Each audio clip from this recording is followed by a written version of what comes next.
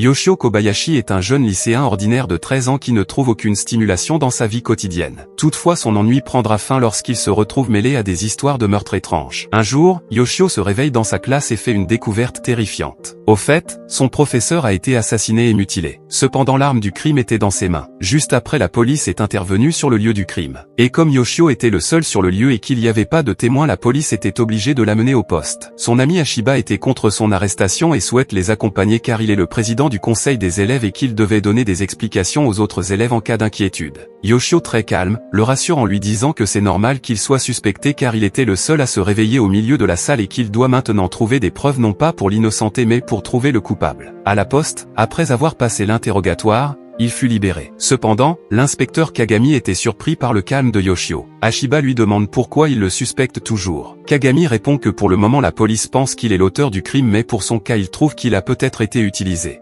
Masamura, l'inspecteur en chef qui les avait rejoints, dit que s'il avait 14 ans il serait en détention jusqu'à ce qu'il trouve le coupable. Juste après les avoir quittés, Masamura se demande si c'est vraiment bon de laisser leur principal suspect rentrer chez lui. Kagami réplique que c'est les instructions d'Akeshi, un détective de génie qui était sur le lieu du crime, et ajoute qu'il ne veut pas croire qu'un jeune étudiant puisse éliminer son propre professeur. Le lendemain au cours, tout le monde ne fait que parler dans son dos. Une fois arrivé en classe, tous ses camarades observent un silence. Deux filles qui voulaient en savoir plus, se rapprochent de Ashiba. Ce dernier dit qu'il était à la poste et que Yoshino a été innocenté. Ensuite il s'excuse auprès de Yoshio pour le comportement de leurs camarades. Mais il dit qu'il comprend leur inquiétude car le suspect se trouve parmi eux. Et lorsqu'il trouvera le vrai coupable, leurs craintes disparaîtront. Pendant le cours, Yoshio, très perspicace, trouve que le coupable voulait faire comprendre que le professeur méritait d'être éliminé vu la manière dont il a disposé le corps. Et comme il s'est réveillé dans la classe le matin, il a donc passé la nuit dans la salle. N'empêche, il n'avait aucune raison de passer la nuit là, donc il a été endormi. De plus, si le vrai coupable a pu le piéger, alors ça doit être quelqu'un qui connaissait soit lui ou le prof. Pendant la pause, le nouveau professeur le soutient et dit qu'elle le croit et serait de son côté. Après les cours, Yoshino décide de faire un petit détour pour rendre un petit visite à Akeshi. Une fois chez lui, ce dernier lui demande comment il a fait pour retrouver son adresse. Yoshio dit que lorsqu'il était au poste de police, il avait vu le numéro d'appel venant de lui sur le portable de l'inspecteur. Et comme le numéro appartient à cette zone, il a fait quelques recherches pour le trouver. Akeshi, un peu surpris, le félicite pour sa perspicacité. Ensuite il demande à Akeshi de le prendre comme assistant. Mais il refuse. Yoshino insiste en disant qu'il ne veut pas être payé. Akeshi dit qu'il ne recrute pas non plus de volontaires, et lui demande de rentrer chez lui. Yoshio dit que c'est la première fois que quelque chose lui semble tellement amusant. Et qu'importe combien il a joué à des jeux mystères ou lu des livres, il n'est toujours pas satisfait. Qu'importe ce qu'il fait, il s'ennuyait et se sentait vide. Mais son professeur a été éliminé et il est le suspect. Et cette tentative de lui faire porter le chapeau l'excite beaucoup, ce qui étonne son ami Ashiba. Akeshi lui prévient que cela pourrait le détruire. Yoshio, euphorique, affirme que c'est ce qu'il souhaite. Alors pour le tester, Akeshi lui propose un jeu, celui de résoudre cette affaire et de retrouver le coupable. Cependant lorsqu'ils étaient sur le point de partir, Akeshi lui annonce qu'un nouveau mandat d'arrêt a été déposé contre lui. Il semblerait que son professeur éliminé était en fait un meurtrier, et qu'il est suspecté d'être son complice. En même temps, la police débarque chez Akeshi. Yoshio ne comprenait en rien la situation. Kagami dit que plusieurs armes avec ses empreintes ont été retrouvées chez les parents de son professeur. Dans leur maison, plusieurs corps transformés en chaises, ainsi que des armes du crime ont été retrouvées dans le garage. Alors son professeur était un meurtrier avant d'être une victime. Kagami ajoute qu'il ne veut pas le croire mais il ne peut pas aussi ignorer les preuves. Ashiba, lui, s'oppose toujours à son arrestation. Mais plus la situation devient compliquée, plus Yoshino le trouve amusant. Avant même qu'on l'embarque, il retourne et chuchote un mot à l'oreille de Ashiba. Le lendemain, l'affaire est rendue publique et les médias ne font qu'en parler. Ce matin en cours, ses camarades qui avaient entendu la nouvelle à la télévision sont venus s'assurer auprès de Ashiba si vraiment Yoshio est absent à cause de maladie, vu qu'il a été suspecté. Ashiba leur répond qu'il est vraiment malade. Mais lorsqu'elle veut en savoir plus sur le garçon dont parlaient les médias vu qu'ils n'ont pas révélé son nom, le professeur entre dans la salle interrompant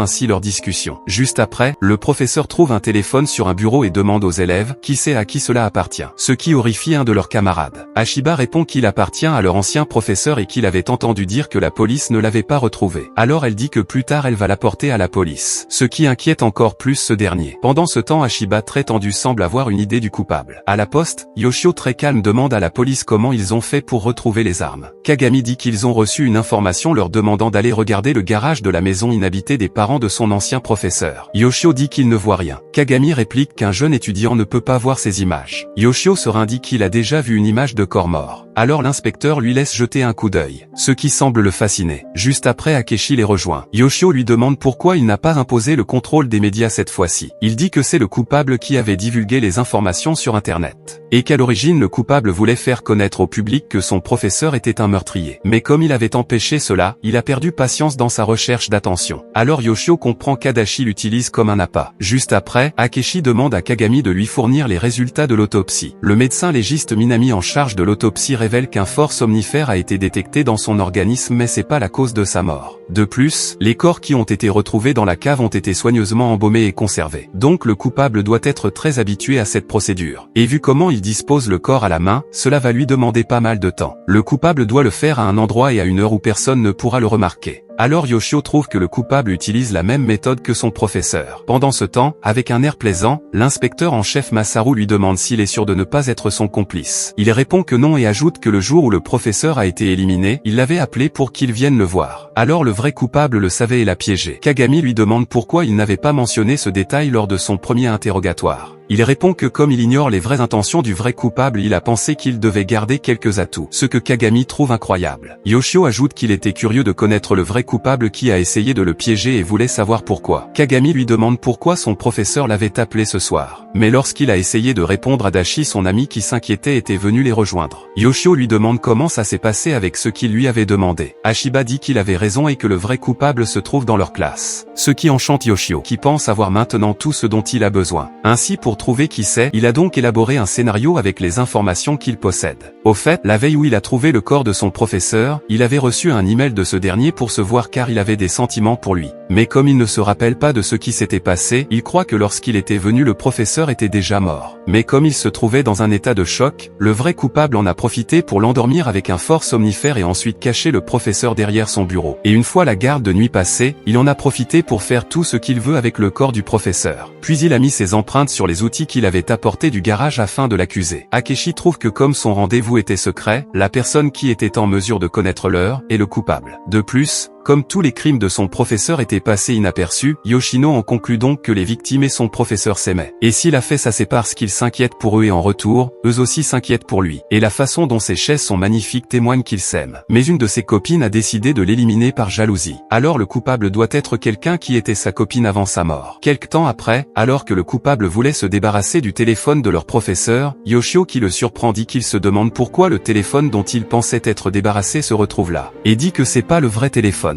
Et ajoute qu'elle est le coupable. Oshino dit qu'elle le haïssait car jour après jour, le professeur ne voyait que lui. Et comme il ne l'aimait plus, il ne pouvait plus la transformer en chaise. Alors que elle, tout ce qu'elle voulait, c'est être sa chaise. Donc elle a mis fin pour qu'il ne soit qu'à elle. Toutefois Oshino ne comprend pas pourquoi il est aussi calme alors qu'elle a essayé de lui mettre un meurtre sur le dos. Yoshio avec un air enjoué dit que c'était très amusant de voir qui elle est et de plus c'était pour lui un jeu où il n'avait pas droit à l'erreur. Et qu'il n'a jamais autant s'amusé ainsi. Ensuite il le remercie. Oshino qui ne comprenait rien s'effondre. Juste après, elle est amenée par la police. Ashiba remercie le professeur Hanabishi, et s'excuse pour l'avoir impliqué dans cette histoire. Mais elle trouve que c'est triste que le coupable soit l'un de ses élèves. Kagami pense qu'ils lui doivent des excuses. Yoshio dit que c'est rien. Mais le plus important, ils devraient vérifier la chaise de leur professeur et que cela constituera une preuve. Mais lorsqu'ils déchirent la chaise, ce à quoi ils tombent leur ôte complètement les mots de la bouche. Le professeur Hanabishi quant à elle, était horrifié et s'enfuit la queue entre les jambes et prend un mois de congé. Merci d'avoir regardé cette vidéo jusqu'à la fin et si elle vous a plu et que vous souhaitez faire grandir cette chaîne, aimez, partagez et abonne-toi si ce n'est pas encore fait. Salut et on se revoit pour une nouvelle vidéo.